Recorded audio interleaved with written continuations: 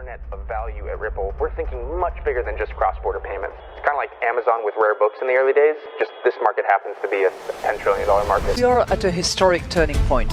Said in the past that you are doing for money what email did for communication. Moving the whole revolution forward. Take on it. There's trillions of dollars parked around the world. XRP. Is there a possibility that Ripple could take over Swift one day? Well, welcome back, ladies and gentlemen, to another episode of 24 Hours of Crypto. Let's get right into today's video. We have a double header indeed today. I came across some very, very important information that I must bring to your attention before you guys go to bed, so you guys can't sleep of the excitement, because my night's ruined, so I want to ruin your night.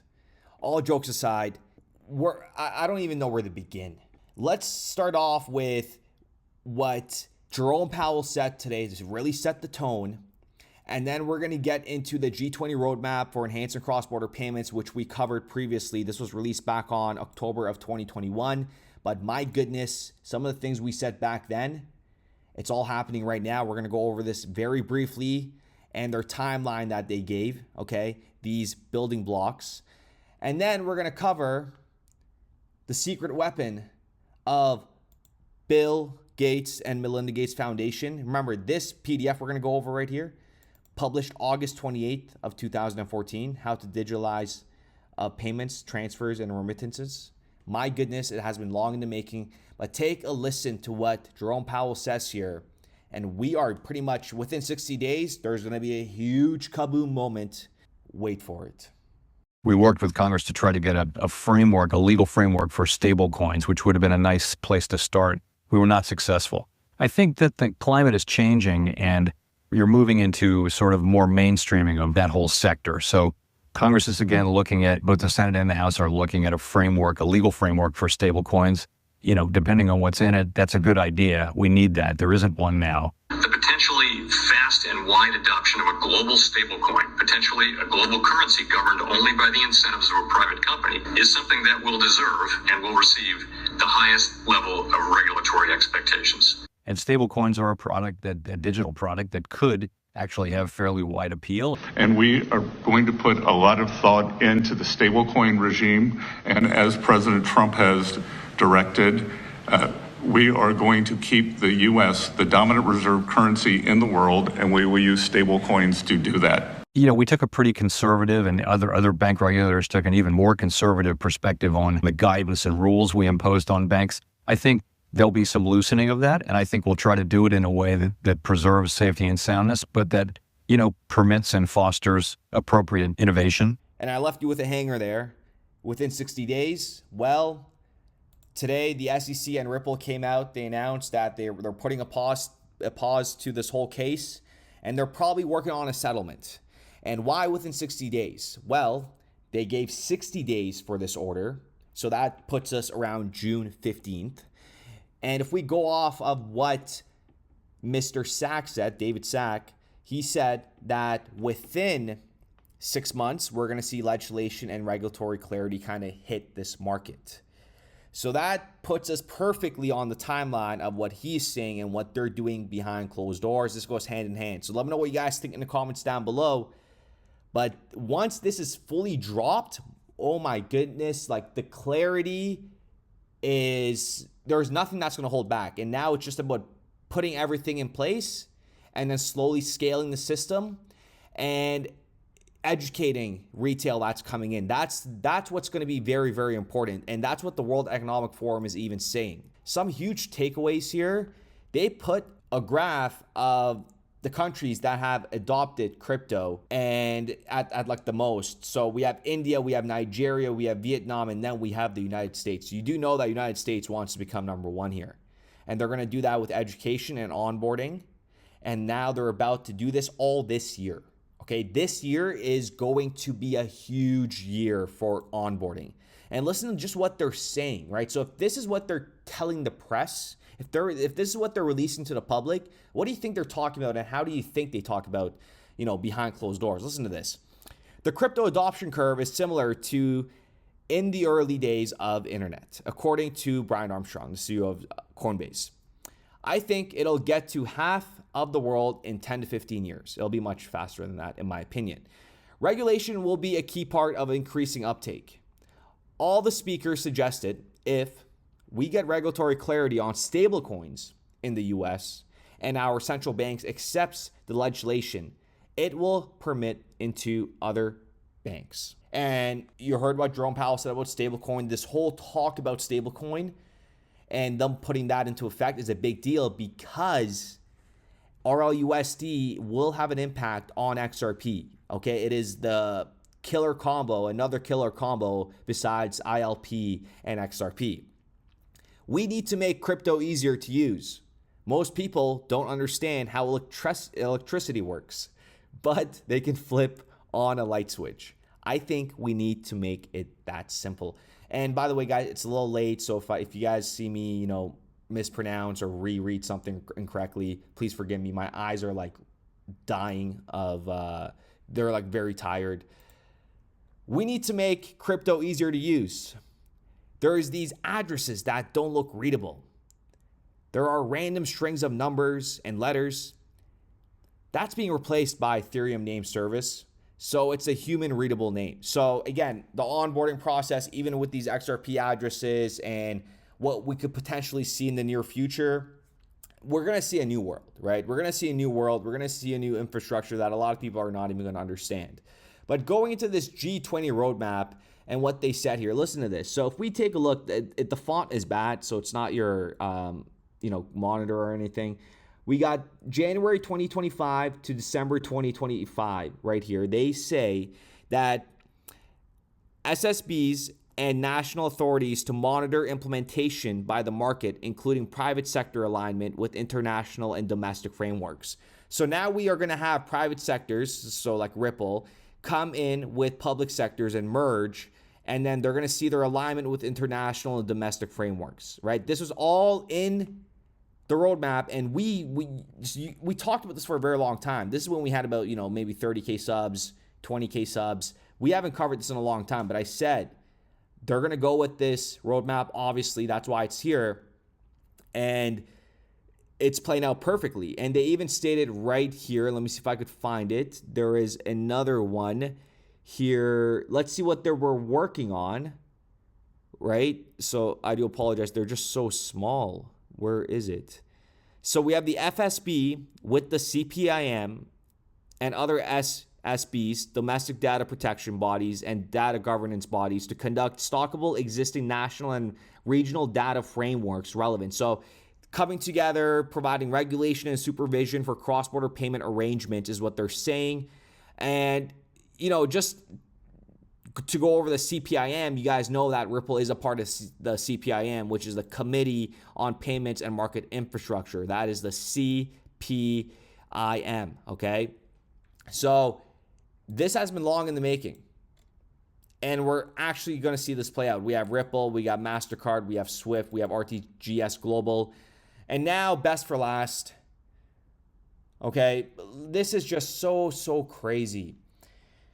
And this is whatever, if you guys want to think this is, speculating, or it's not. This is just so cool to look at it from this perspective, right? So we have Costa Peric. And he worked at Swift for 23 years, pretty much when Swift was he was the main architect. He was the chief architect of Swift. And then he went to the Interledger Foundation. And he has been working at the Modulu Foundation since August of 2013. And we know Ripple and its Digital Asset XRP and Interledger Protocol and the Melinda Gates Foundation are all in bed together. That is a fact. There's no disputing that. But what's really cool about this is this PDF, the opportunities of digitizing payments, and how they're talking about how digitization of payments, transfers, and remittances contributes to the G20 goals of broad-based economic growth, financial inclusion, and women's economic empowerment. And a report by the World Bank, and the Belinda and Bill Gates Foundation and the G20 Global Partnership for Financial Inclusion. August 28, 2014. And this is when Costa was working with them. But this is just to kind of show you that somebody like Bill Gates trying to create something for the next gen of finance, getting there and preparing for it before the adoption happens, and hiring the best of the best that he can to work within his organization and his foundation. Do you understand the importance of that? Costa Peric, it's like pretty much you're drafting one of the best players of all times to your team, and you're holding that down with a very, very high-end contract, right? Bill Gates knows. That's why they're always ahead of the game. These guys are billionaires. They have closed-door meetings. They already know what's going to happen 10, 20, 30, 40, 50 years from now. You need to understand how these guys plan for the future. And for him to acquire Costa Peric under his authority, let's just say that, okay, under his umbrella, and prepare for this next gen of finance and create something, do you understand how important that is? And if you don't understand that, and if you think I'm just yapping on over here, you're so dumb. It's like, it's insane, you know? It's like, just like, please leave your negative comment and leave. But this speaks volumes. And the fact that Ripple and XRP have ties to this and what we know is being created, it's just going to be crazy. And I know, you know, when the $100 XRP is achieved, and if we see anything over, just remember, guys, Bitcoin went from 30 cents to $110,000. Yeah, that's like a spitting at your coffee moment, you know? And Ethereum went from like 50 cents, 90 cents to $5,000. And then you have this digital asset XRP where everybody's involved, but it's never seen any sort of dramatic price increase, right? Think about that for a moment, and think about what they're building XRP for and how they're designing the system. Think about that for a moment. My goodness, how do people not see this? I love it though. I love how only some of us see it and the other half don't. That's what makes this an amazing opportunity. Like, think about that. Like, some of us see it and some of us don't. And the ones that don't see it, we could naturally call them morons, because it's the truth. It's the truth. It's the same people that were, you know, when we were making videos at 20 cents, 30 cents, they're the ones that were commenting, let's get to $1 first. Let's get to $1 first. If I could get over there and knock your teeth in first, I would, but I would never at the same time. But you know what I mean? Sometimes, you know, it's just absolutely insane to me. It's insane to me what sort of humans were, you know, unfortunately placed on this earth. So with that being said, we will be back with another video. They told us dream small, but we had the stars in mind. While they chased hype, we studied time. In the noise we found the signal. Brad knew just what to do. Now XRP hums like jazz, running smooth and true. Money's changing, systems bend, ripple flow into the end. Truth is quiet, bold and deep. We salute the ones who lose no sleep. Salute to the minds that built this chain. Salute, salute, through the trials, through the pain. Salute, salute, to the calm, to the wise. Salute, 100 in our eyes. Bitcoin maxis yell on stage, stuck in loops they call belief, while XRPL just clears the way. No delay, no grief. They hoard coins like dusty gold, but we got utility in every fold. The future ain't loud, it's steady breathing. Real ones know what's worth believing. It ain't hype, it's code and soul. We salute the ones who see the whole. Salute to the pillars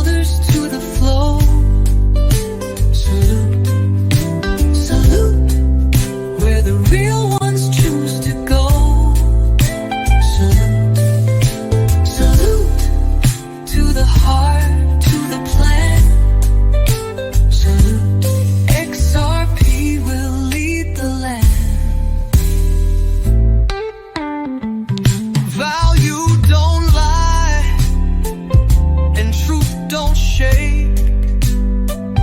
Let the whole world break. We remake.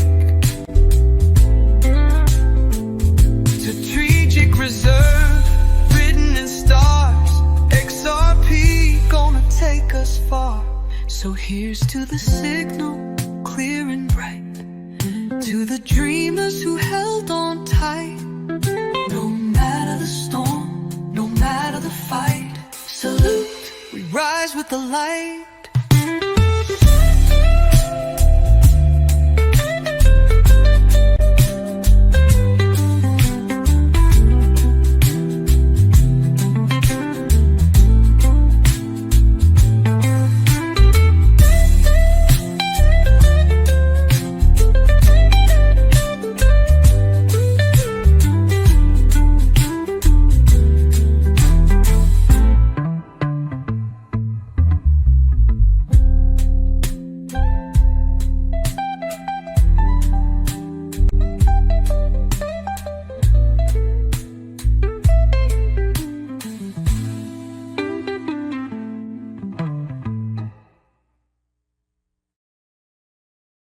We started building RippleNet with the thesis that crypto liquidity would eventually be able to support robust global payments, large payments.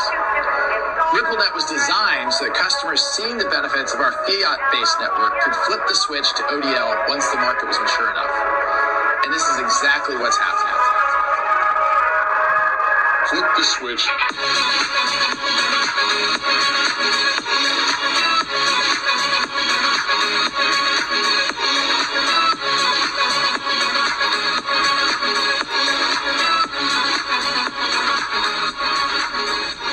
I think what we're building has, it's solving a real problem. And I think all of the tokens, my advice to anybody would be, understand the utility. If there's real utility and there's real value being delivered to a real customer, there will be value in the token.